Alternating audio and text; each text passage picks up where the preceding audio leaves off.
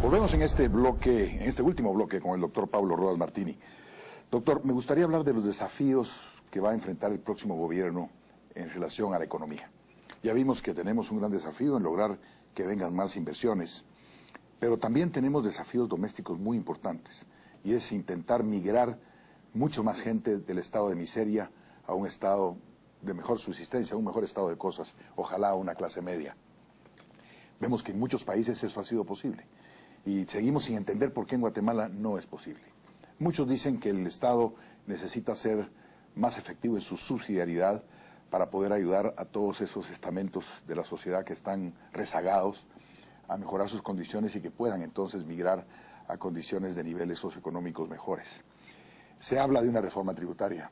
Hace poco recordaba yo aquí con el expresidente Cerezo, y lo hablé también con uno de los líderes empresariales más importantes, que venimos trabajando en intentos de una reforma tributaria integral desde 1985 y realmente nunca la hemos logrado. Si las condiciones para una reforma tributaria finalmente las alcanzáramos en términos de consenso entre el sector productivo, los trabajadores y el gobierno, ¿qué otras recomendaciones habría que hacer? Porque solo hacer una reforma tributaria sin poner protocolos paralelos de rendición de cuentas, por ejemplo, o objetivos muy precisos de para qué se requieren más recursos, o por ejemplo, definir toda una política pública de lucha denodada contra el contrabando que hace tanto daño a la economía de un país, o el tema de ampliar una base tributaria e incorporar un poco también a gente de la economía informal que no tributa. Denos usted su visión sobre este tema y sobre este gran desafío que se le plantea al próximo gobierno. Definitivamente Guatemala continúa con la necesidad de una reforma fiscal, y por reforma fiscal me hablo de las dos vertientes: el gasto público, que necesita ser mucho más eficiente, más efectivo, más transparente, menos corrupción, y por el otro lado un aumento razonable de la carga tributaria. Es decir, yo creo que ambas vertientes tienen que darse definitivamente. ¿Qué va primero? Yo diría que, dado el grado de desconfianza que ha habido en la sociedad guatemalteca por muchas décadas, yo pensaría que la próxima administración lo que tendría que hacer es fijar desde el mero inicio pautas muy claras de transparencia, que den la credibilidad para que unos pocos meses después se pueda plantear una reforma tributaria bastante clara y coherente. De momento, por ejemplo, el tema de reforma tributaria ha estado saliendo en toda Centroamérica. Se han impulsado algunas reformas tributarias tibias, como el caso de Salvador, como el caso de Honduras. Yo diría que la única reforma tributaria verdaderamente agresiva y amplia que se está planteando en este momento es la reforma tributaria en Costa Rica, que aspira a lograr cerca del 2.5% del PIB. Pero Guatemala sí necesita aumentar su carga tributaria. Está alrededor de un 10% los niveles de recaudación tributaria. En Centroamérica están entre un 12 a 15%, con la excepción de Nicaragua, que está cerca del 20%, pero seguramente por una mala medición del Producto Interno Bruto del país. Pero se necesita aumentar esa recaudación tributaria, pero definitivamente hay que dar señas muy claras de primero sobre la eficiencia y la claridad en el gasto público. Los objetivos de una reforma tributaria. Ya en estas semanas pasadas se mencionaba, por ejemplo, un presupuesto para el año 2012 de cerca de 61.000 millones de quetzales. Es decir, no ha habido ningún año en el que el presupuesto general de la nación deje de crecer. Y nadie se ha puesto a decir por qué no revisamos y ajustamos las necesidades y las prioridades.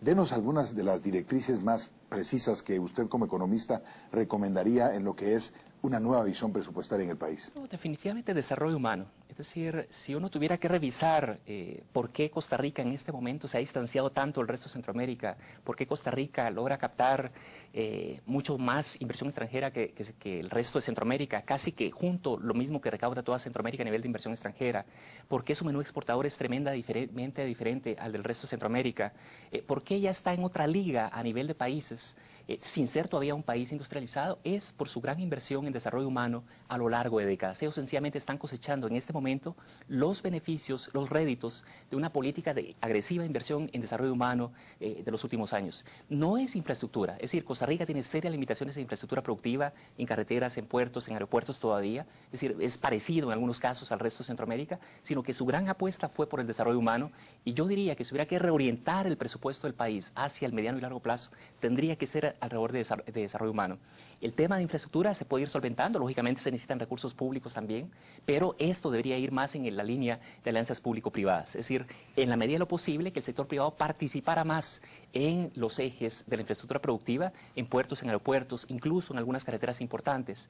Y el gobierno centrar su gran energía sobre desarrollo humano, y por desarrollo humano estoy hablando de políticas claras a nivel de educación, a nivel de salud, es decir, a nivel de propiciar una verdadera educación primaria y secundaria. Guatemala tiene cerca de un 38% de cobertura en educación secundaria. De esa manera jamás vamos a llegar a contar con una mano de obra semicalificada, no digamos mano de obra calificada.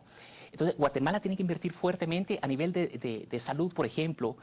La cobertura por médicos de Guatemala es la 10ª parte de la que tiene Costa Rica. Ahí son alrededor de 400 habitantes por un médico. En Guatemala son más de 4.000 habitantes por un médico. Entonces, ahí tenemos limitaciones serias. Un programa de transferencias condicionadas, por supuesto que es necesario, pero es apenas un programa complementario. No puede ser el programa fundamental de una agenda de gobierno. Es decir, ese es un programa complementario de la agenda de una administración. Y la nutrición, le decía, es muy importante también. Es decir, queremos que nuestros niños aprendan, pero no van a aprender si no... No, ahí tenemos un caso concreto. Es decir, Guatemala tiene 1 de cada 2 niños está desnutrido de acuerdo a talla y 1 de cada 4 niños está desnutrido de acuerdo a peso. Cuando uno compara estas cifras, perdón que vuelva mucho al caso tal vez costarricense, pero yo creo que podemos aprender de una experiencia que está cercana y que nos puede dejar muchas enseñanzas. Ahí es 1 de cada 20 el que tiene limitaciones a nivel de talla o de peso. En Guatemala todavía tenemos 25% de analfabetismo, pero aparte de eso también hay que afrontar el problema poblacional. En Guatemala la población está creciendo todavía a un ritmo muy acelerado, es una tasa de crecimiento de más del 2.4%. Guatemala tiene la población más joven de toda Centroamérica, menos de 19 años es la edad promedio, y más del 40% de la población son menores de 14 años en el país. Entonces, algunos dirán que, bueno, esto es un bono poblacional, como presentándolo como algo positivo hacia el futuro. Pero el problema es que lo que estamos generando es una miseria tremenda hacia el futuro. Entonces, también hay que abordar el problema poblacional en el país. Doctor, muchísimas gracias por su participación en Destino 2011. Creo que nos ha dado muy buenas recomendaciones y, por supuesto, muchísima información. Me hizo trabajar poco el día de hoy, así que lo voy a invitar la próxima vez para trabajar más. Muchísimas gracias de nuevo. Vuelvo con ustedes para las conclusiones de este interesante programa con el doctor Pablo Rodas Martini. Con todo y el crecimiento importante de las economías como las de Panamá y República Dominicana, Costa Rica y Nicaragua, la región sigue teniendo pendiente una agenda para el progreso. El doctor Rodas Martini nos indica que deberíamos aprovechar mejor nuestras relaciones y posibilidades con los mercados asiáticos. Juega un importante papel en el futuro de la región la inversión extranjera, así como el ordenamiento interno y un esfuerzo general pro transparencia. ¿Qué es lo que Guatemala debe hacer y abordar para avanzar?